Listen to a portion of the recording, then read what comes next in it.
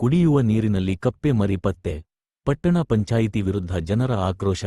ಕನಕಗಿರಿ ಪಟ್ಟಣ ಪಂಚಾಯಿತಿ ವತಿಯಿಂದ ಸರಬರಾಜು ಮಾಡಲಾಗುತ್ತಿರುವ ಕುಡಿಯುವ ನೀರಿನಲ್ಲಿ ಕಪ್ಪೆ ಮರಿ ಪತ್ತೆಯಾಗಿರುವ ಘಟನೆ ಸಾರ್ವಜನಿಕರಲ್ಲಿ ಆತಂಕ ಮೂಡಿಸಿದೆ. ಪಟ್ಟಣ 17ನೇ ವಾರ್ಡ್ ಹನುಮೇಶ್ ಚೌಡಕಿ ಅವರ ನಳದಲ್ಲಿ ಬಂದ ದೃಶ್ಯ. ಮಕ್ಕಳು ಕುಡಿಯಲಿಕ್ಕೆ ನೀರು ತುಂಬಲು ಬಂದಾಗ ಇದನ್ನು ನೋಡಿ ಆಶ್ಚರ್ಯಗೊಂಡಿದ್ದಾರೆ.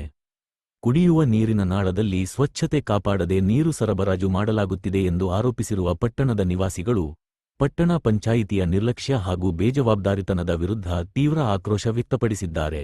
ಜನರ ಆರೋಗ್ಯದೊಂದಿಗೆ ಚೆಲ್ಲಾಟವಾಡದೆ ಕೂಡಲೇ ನೀರಿನ ಮೂಲ, ಟ್ಯಾಂಕ್ಗಳು ಹಾಗೂ ಪೈಪ್ಲೈನ್ಗಳನ್ನು ಪರಿಶೀಲಿಸಿ ಸ್ವಚ್ಛಗೊಳಿಸಬೇಕು.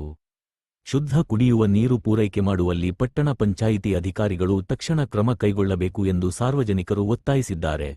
ಕಲುಷಿತ ನೀರು ಸೇವನೆಯಿಂದ ಯಾವುದೇ ಆರೋಗ್ಯ ಸಮಸ್ಯೆ ಉಂಟಾದರೆ ಅದಕ್ಕೆ ಯಾರು ಹೊಣೆ ಎಂದು ಪ್ರಶ್ನಿಸಿರುವ ಸ್ಥಳೀಯರು ಸಂಬಂಧಪಟ್ಟ ಅಧಿಕಾರಿಗಳು ಕೂಡಲೇ ಎಚ್ಚೆತ್ತುಕೊಂಡು ಸಮಸ್ಯೆ ಬಗೆಹರಿಸಬೇಕೆಂದು ಆಗ್ರಹಿಸಿದ್ದಾರೆ. ವರದಿಗಾರ ಗೌತಮ್ ಯಾದವ್, ಕನಕಗಿರಿ.